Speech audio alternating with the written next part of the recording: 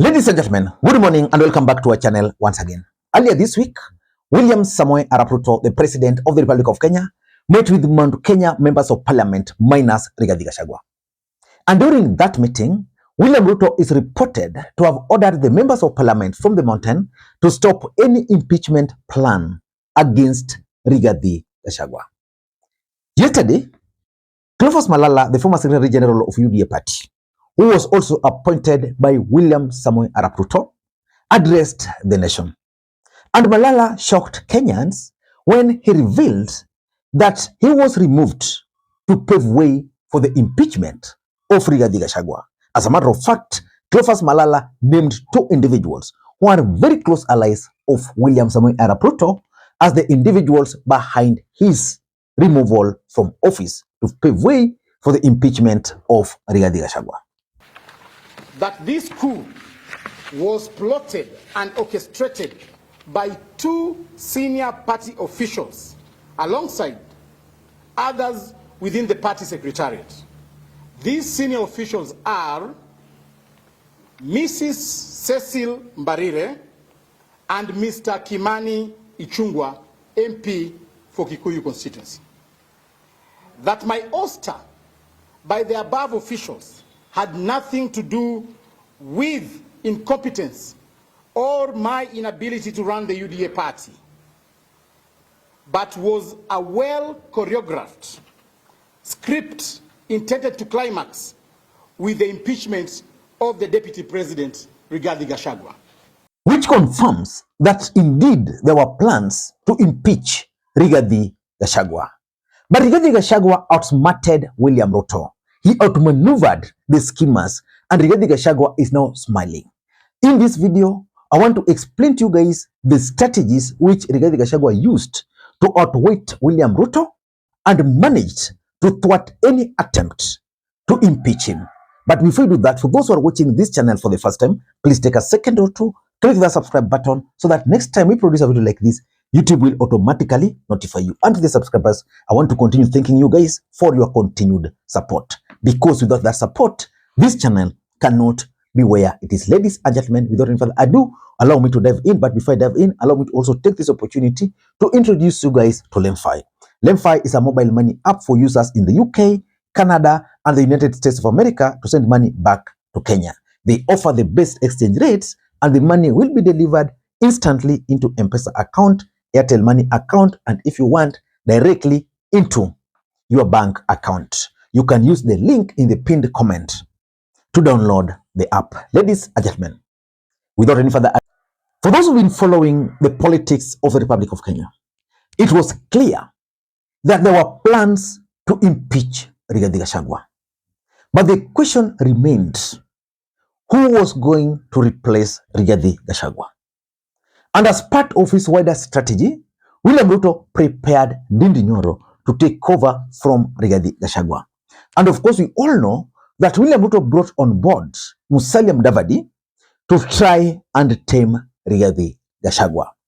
But Rigathi Gachagua managed to outwit William Ruto. And as we speak today, there is no way Rigathi Gachagua can be impeached because the ground is already poisoned. But if William Ruto wanted to impeach Rigathi Gachagua, he would have easily done that. Because remember, William Ruto controls majority of members of parliament in UDA party. William Ruto is now working very closely with Raila Odinga, which means Raila Odinga would have easily persuaded his members of parliament to help in the impeachment of Rigathi Gachagua. And I remember none other than the Roraka member of parliament, Honorable Kajwang, on the floor of the house, advising them to bring that motion instead of wasting time. There is nothing that stops them from dragging that Gachietha here so that they can impeach him. They can impeach him so easily by bringing him here and vote against him. So why should we divert from business of this house and enter into some charade and hypocrisy and politics instead of doing business which is before us? We know what you people are saying. We know the politics you are doing. But we also have our politics. We don't want to turn this place into a political arena. We know that this matter has been choreographed. Who doesn't know that? Order, Honorable Kajwang. Order. Yes, that is Atandi. But how did Rigathi Gachagua manage to outwit William Ruto? Because we all know that William Ruto is a very shrewd politician. Of course, Rigathi Gachagua is smart. If Rigathi Gachagua could force William Ruto to nominate him as the deputy president, it was just obvious that there was no way he would be easily kicked out. So these are some of the strategies which Rigathi Gachagua used. Number one, Rigathi Gachagua ensured that he rallied the mountain around him. Rigathi Gachagua made himself as the mountain. And as we speak out of that, Rigathi Gachagua has now emerged as the Mount Kenya kingpin. And his allies decided to respond directly to William Ruto. And that is how William Ruto chickened out. Remember, William Ruto is a very shrewd politician. But William Ruto is also one of the politicians in this country who fear controversies.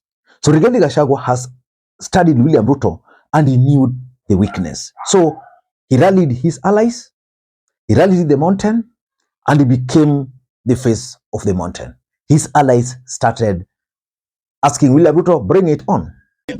I want to say that yes, we have heard and we have seen that there are efforts to bring an impeachment motion against the Deputy President of the Republic of Kenya, Mheshimiwa Rigathi Gachagua, with very frivolous accusations. Accusations that he, when they were in a cabinet meeting, he actually opposed the finance bill. The finance bill, I think we should be clapping for that man, because the finance bill ultimately was rejected by Kenyans. And it says he has a connection with the ground, as opposed to those people who went to parliament to represent people, but no longer represent people, but represent an individual who tells them what to do. This is very, very unfortunate. And we must say that where an impeachment motion is being considered against the deputy president, I would want to make it very, very clear that that is an affront towards the mountain. And it is really an attack on us as a people. And we will not take it lying, but it has its consequences. Whoever feels that that is the way to go, we kindly tell them, bring it on. We will deal with it when the time comes. Number two, Rigathi Gachagua also made the ground hostile for William Ruto and his allies in the mountain. I don't know how he managed to do that, but people like Ndindi Nyoro, Kimani Ichung'wah became the enemies of the people. And if you want to understand that, immediately Moses Kuria was removed from office. When now he started thinking straight, he went to some event in the mountain and he read the mood. And in fact, at that time, I think it was at the peak of the discussion about the impeachment motion, Moses Kuria decided to side with the people by defending Rigathi Gachagua. Mimi hata wale wamenikosea, hata deputy president, nasikia watu wakisema ati akuwe impeached. Hizo ndio dale ha oru na oru. I will not agree for the deputy president to be impeached. Yeah? As long as I'm alive, sitakubali akuwe impeached. Tulikota kule ha oru na ke. So I have released him on a free bond. Hakuna shida. Lakini lesson tutasoma. Na saa hii mimi nitazunguka hii mlima kuongoza watu na ile akili nimesoma ya mahesabu ya kupita. Which means Rigathi Gachagua successfully managed to poison the ground. Number three, Rigathi Gachagua also realized one of the biggest weaknesses of William Ruto: the fear of Uhuru Kenyatta. If there's one person who is giving William Ruto sleepless nights, then that person is Uhuru Kenyatta. The reason why William Ruto nominated Rigathi Gachagua as his running mate was to be able to deal with Uhuru Kenyatta. Then when Rigathi Gachagua realized that there were plans to impeach him, what did he do? Rigathi Gachagua started courting, he started winning, he started siding, he started apologizing to Uhuru Kenyatta. By apologizing to Uhuru Kenyatta, he instilled fear in William Ruto. Because a combined force of Rigathi Gachagua and Uhuru Kenyatta in the mountain is something William Ruto was not ready for. But what did Rigathi Gachagua do? Apologize to the Kenyatta family. Embrace Uhuru Kenyatta as one of their own. He started talking like, the next time we will not allow ourselves to be used again to fight one of our own. And remember, Uhuru Kenyatta has actually now established himself as a strong force in the mountain after the last election.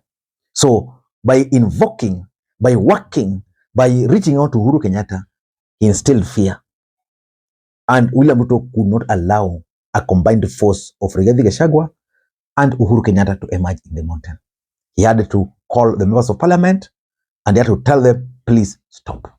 Number 4, Rigathi Gachagua also decided to do something which has always been used in the mountain for a very long time. The use of the vernacular radio stations to address the issue of the impeachment and to address the mountain.